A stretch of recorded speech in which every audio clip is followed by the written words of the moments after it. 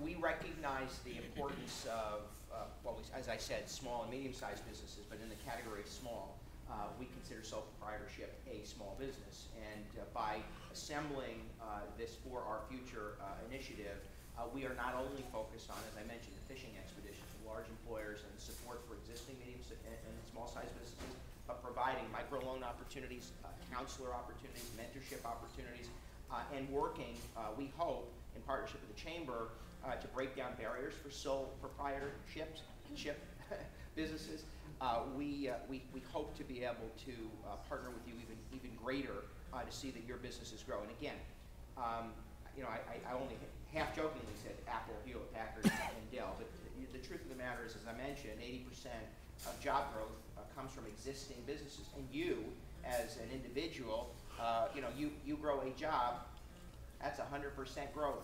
And I don't mean that to use a statistic, but every opportunity we can to help a sole proprietor or a small business become a small or medium-sized business, that is investment that this county needs. And by supporting existing businesses, no matter how small, we hope to be able to turn some of that economic climate. Now, I believe and recognize that many young professionals enter the workforce in just that way. And from our perspective, we will not have a successful county, and our community will wither if we age out without supporting young professionals who enter the workforce in that manner. So we want to ensure that creativity, innovation, and entrepreneurship is supported in this county. We are aging, and this is, I have to represent everybody, and we serve all residents, but the death of any community is the aging out of a community, and we need to ensure that for every individual who moves into the twilight of their lives, that we are supporting younger people entering community life. It used to be that you could name the 4 or 5 great community leaders in Dutchess County. Now the entire world has changed. I mean, people have a lot of things going on. But one of you in this room is one of those next great community leaders, that you will be the person 50 years from now, or 40 years from now, or 20 years from now, they herald and say, because of you, some life was changed. If we don't support you in that effort, we lose that investment, and we lose the vitality and vibrancy of a county that is in desperate need of that kind of growth. And if you look in some other parts of the state of New York, you will see what happens when communities age out. They close down. And there no longer is that sense of community, nor are there job opportunities or economic development. But we recognize the value of partnering with a business, no matter how small. We want to focus on that. Yes?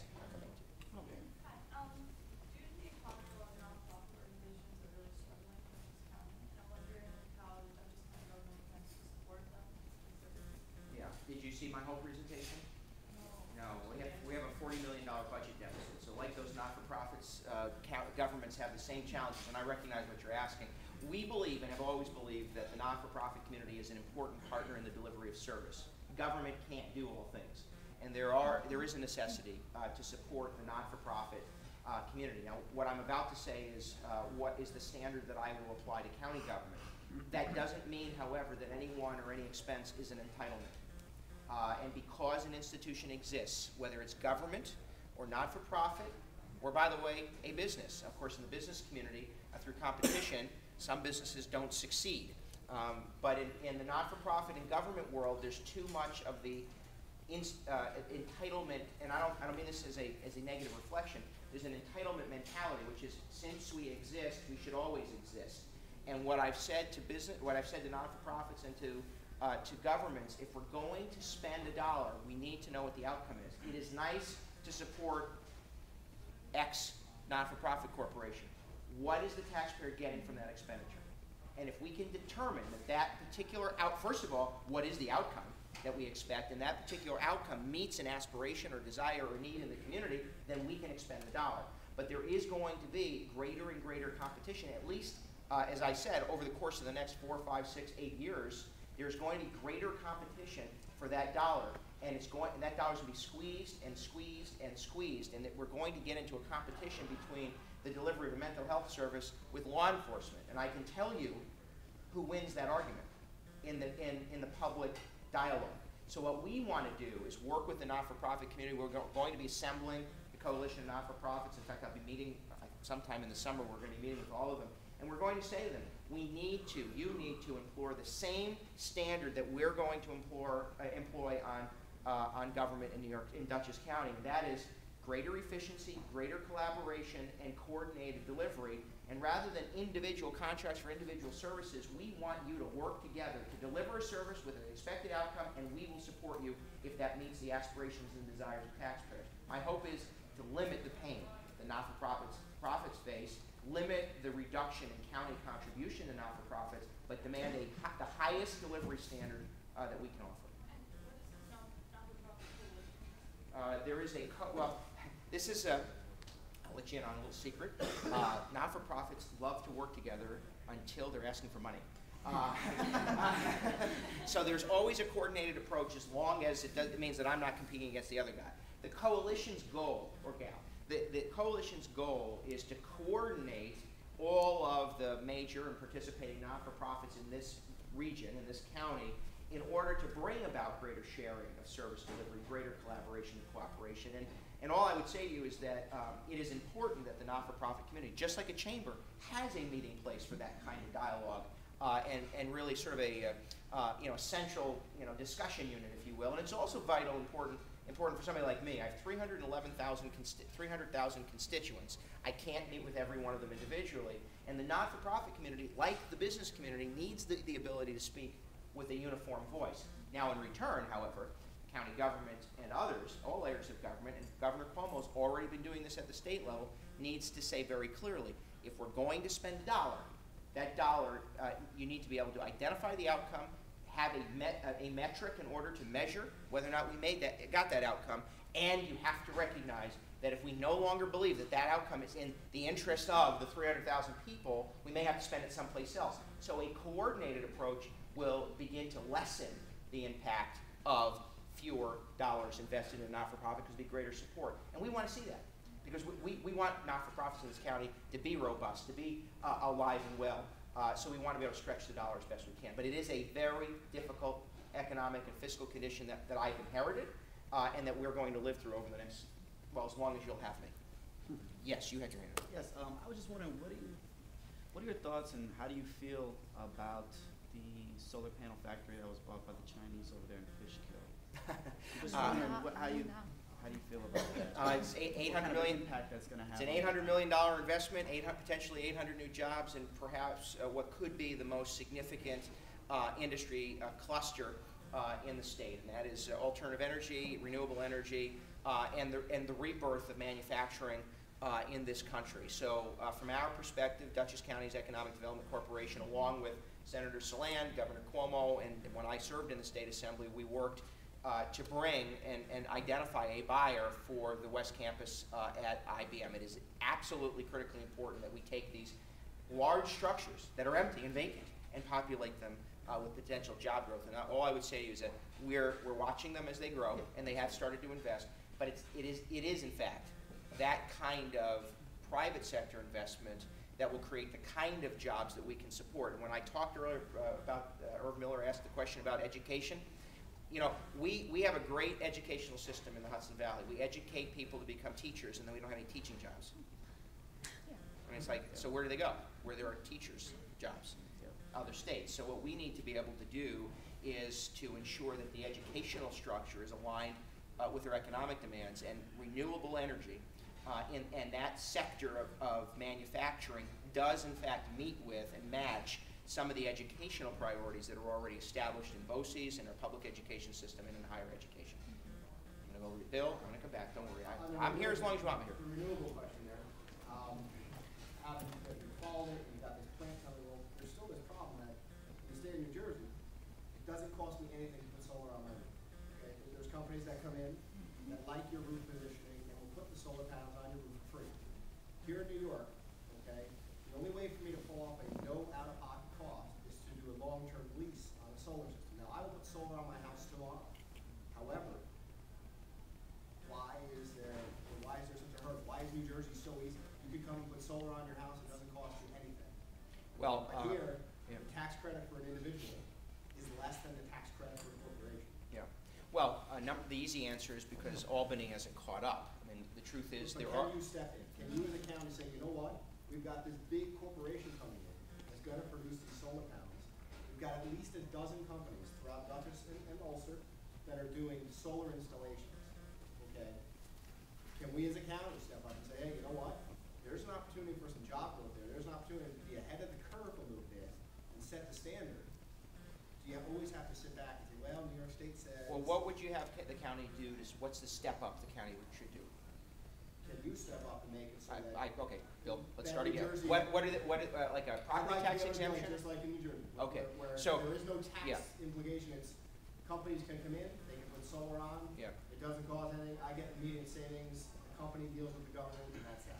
The short answer is that county government doesn't have the ability to offer that same incentive. By law, we can't. We have a property tax, and that's what we provide. But what we can do is advocate for the income tax benefits that Albany needs to pass. I don't have the ability to affect and create the New Jersey plan at the county level because we only have control over property taxation. And by the way, that's only within the limits of state law. But what we do, and we are doing, is advocating for the adoption of legislation at the state level to provide that benefit. In fact, I think I sponsored the New Jersey plan in New York State when I was in the Assembly. So the short answer to you is, yes, we can advocate, and you will hear us advocate. It's one of the reasons we brought Ron Hicks into county government, because we want county government out there aggressively advocating for smart economic policy at every layer. So the short answer is yes, we can advocate.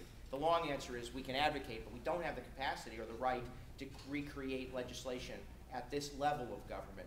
But believe me, I get it. Now, last week there was, in fact, a conversation about at Marist College to really understand that the best way to get renewables into the marketplace is to make a competitive marketplace, and that by subsidizing the investment without really addressing the underpinnings of why it's so expensive, we'll never be able to have a competitive marketplace in the area of renewables, especially as you compare us to other nations in the world. So what we need to do is, yes, provide the kind of incentives necessary, but those incentives cannot become the entitlement. We need to make sure the market itself is competitive, and that's what we want to support. And by creating and supporting those industries to move into our region, to make it more affordable, to make the manufacturing of renewable energy sources more prominent, we can begin to drive down the actual cost. But I'll tell you this, the reason that we don't offer those incentives is because New York State is very expensive to do business in.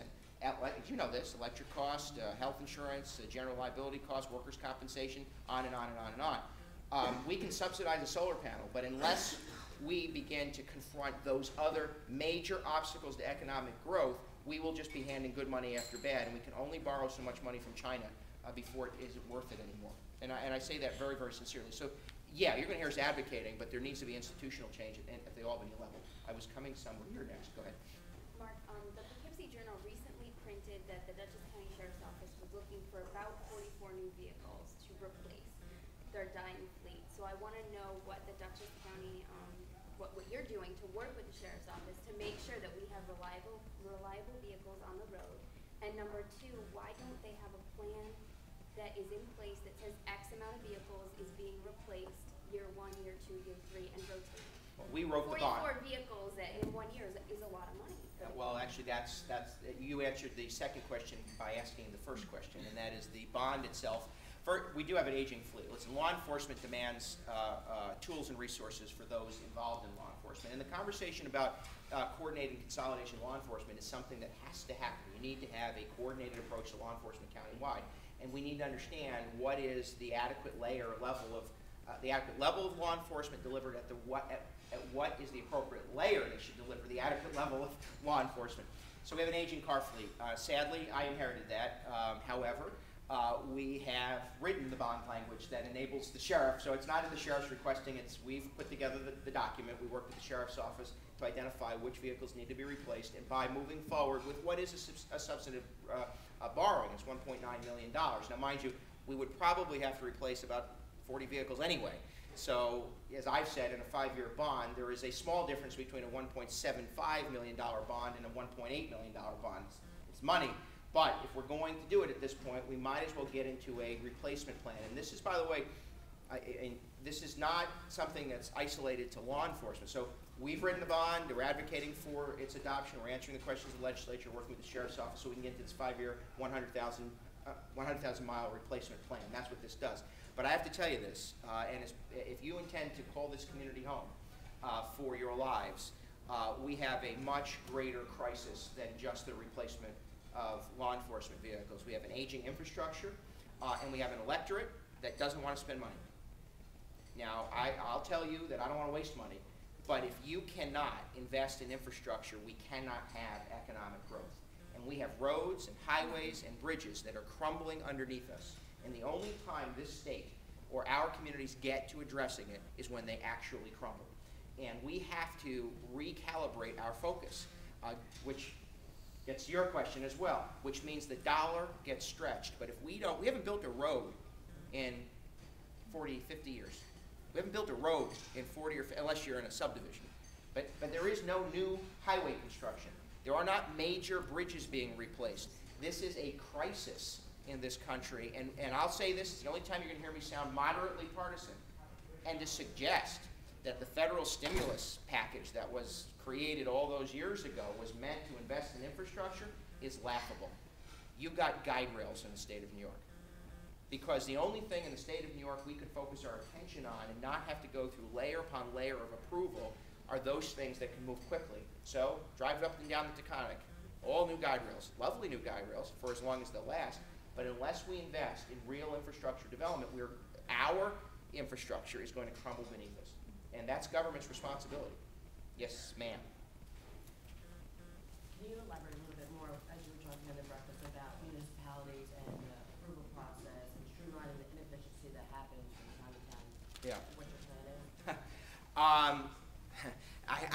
I know I have to be careful because municipal officials get sensitive, but having been a municipal official, I too was sensitive. But in this state, towns, villages, and cities are responsible for land use.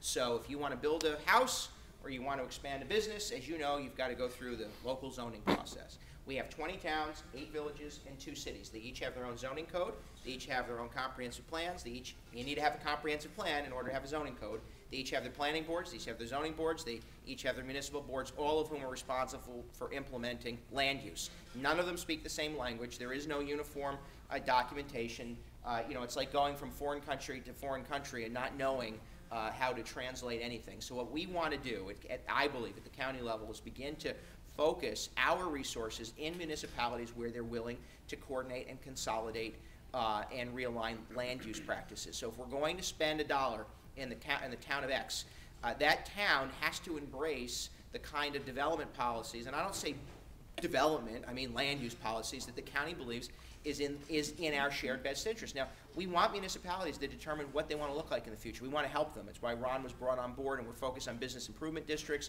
and really helping municipalities articulate what do you want from yourselves. If you can't answer the question, who are we as a people and how we ought to live, you're not in the right business if you're in government. You need to be able to state clearly that the village of Tivoli wants to accomplish X. And if you can't say that, then you're not there yet.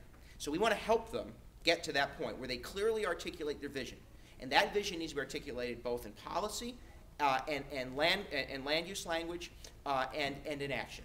So creating a comprehensive plan, creating a zoning code that isn't enforced or isn't applied or somehow contradicts one another ain't good enough. So what we're going to do is work with municipalities to identify their visions for their community, work with them to help improve their land use practices and policies so that they begin to mirror those visions. We want to encourage multiple municipalities to use shared terms and definitions with shared practices, and we want, if we can, to consolidate the approval processes, and where county government can be in the business of sort of investing in the front end of development, early pre-approval planning, the generic environmental impact statements, where we can drive down cost up front, we can bring about projects much more efficiently and effectively. And it's why, again, you have guide rails in New York State and not major highway improvement, because every layer of government needs to have its own approval. We want to break down those barriers.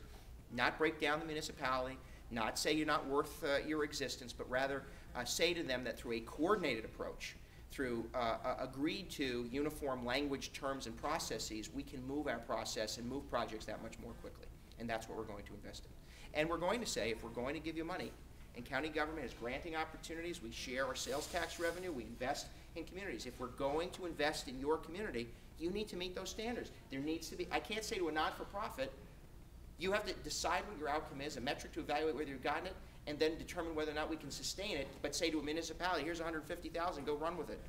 What are we getting for it? How are we evaluating whether or not we've gotten it? And will you be able to sustain it after we leave? If the answers are no, then we're starting again. No. We'll go one question at a time. I I'll will come go back back to the unemployment issue. I'm very happy and glad to hear that you want the young professionals to stay. I just graduated with MBA from SUNY New Paltz Local School. Congratulations. Thank you. And I'm trying to look for a job, and I'm competing with people that have so much experience looking for the same position, Yeah. even though the position is not as high as it would be position for me. Yeah. So the young people cannot get that job because there are the older people with ton of experience that will get that. How would you, what advice could you give me? Well, that's not always the case. I mean, sometimes the employer wants the younger employee, but of course there are certain laws in this country that prohibit that kind of discrimination, like we're only going to pick young people and not some old folks. But that said, I mean, I can't break down that barrier. But what we are doing and can do is by partnering with the Chamber of Commerce, we're encouraging businesses to reach out into your age group. And I don't mean to dismiss anyone else, but to work with our local educational institutions to create the linkages while you're in school and while you're immediately entering the workforce. Something like 80% of those who participate in private internships stay or become employees in that particular business, where we can create the linkage. While you're in school or immediately after or graduating from school, we think we can get you to an employer. But we have an oversaturated employment market, if you will. High demand, low supply. High supply, low demand. And that's what we have to focus on. So I can't say to you, come on, let's go get you a job. But what I can say to you is that the partnership between Dutchess County and the Chamber is meant to provide mentoring services so that we could perhaps create a connection. And then secondly, through our own investment in economic recovery, we hope to be able to create the potential for private sector job growth so that there is greater supply for what is a heightened demand. But I would tell you to work with the Chamber. Be surprised the kind of, okay. I am. I'm actually very thankful for the Chamber allowing just young professionals, people without a job, to enter and network. Yeah. It's been really wonderful, and I want to thank whoever had to do with it, because it made a big difference. Well, Charlie North, of course. Yeah. Somebody had their hand up, and I said I'd come back to you. No, come on now. One question, and then if we go for seconds, we'll, yeah. My question is really kind of going back to where we were before on consolidating. Yeah. A few years ago, there was a huge buzz about consolidating a lot of these local town and village governments to have them operate more effectively, efficiently with our tax dollar. Now, that seemed to have kind of gotten quiet. I'm not hearing much about it. I don't know what has You been spent done. an hour talking about it. I don't know if it has been tried in certain areas, how effective it's been, and if it is effective, are we looking to do it with any local town or villages here? I know there's been certain areas. Are you suggesting, the outright consolidation of municipality, is that what you're talking about, or direct service? Because we have examples of service consolidation in Dutchess County, but you mean the wholesale, scale? Certainly on many of our services. Okay. Certainly as far as snowplow. Yeah. My personal experience is with the courts. I've been in courts where the town and the village courts are literally across the street from each other. And that to me is such a horrible use of funds. I tend to agree. Now, there are examples of consolidated services in the county. We're going to continue to encourage those, and as I just mentioned, we're going to use the tools that we have to incentivize. Again, we're not going to give $1 just for the sake of giving $1 to municipality. Are you bringing about the kind of efficiency and the kind of outcome that we want to achieve? So yeah, we're going to encourage consolidation of service delivery, and that's going to demand, as I sort of jokingly mentioned, but it is true. You don't get married before you date. You have to meet them first. So we're going. Well, some people could, I guess. Technology, and the internet, but I'd not suggest that as the best policy. So the goal then is to try to consolidate services, and then whatever leads to the next, to the next, to the next. It frightens people when you suggest a hard and fast outcome without working toward together that outcome. So what we want to do and will do by bringing together the supervisors and mayors regularly is begin a very engaged dialogue on how do we consolidate, how do we deliver the most efficient service, and if that is through consolidation, dissolution, collaboration, or just outright partnership, that's fine. I'll give you one experience. Ulster County went into a conversation with its municipalities on highway and public works. And the discussion began, well, let's consolidate the highway departments into county government. That'll be more efficient. And when they conducted their analysis and review, they realized it was actually more efficient to push highway services from the county down to the towns. Now, that may not be fitted or suited for us, but in their county, they realized that it was more efficient to have the towns provide highway services than the county to do it. So I think if we go into the conversation with one goal, how do we deliver a core service efficiently and effectively, and then let's see where that takes us, I think we'll get there. But I know we have to get there, and I don't say this as a piece of rhetoric. This state has created a government structure in the 1700s that has not changed. It only grows. And this isn't a partisan thing. If you want to be able to put meals in front of people who need them, if you want to provide social services to those who are poor, if you want to plow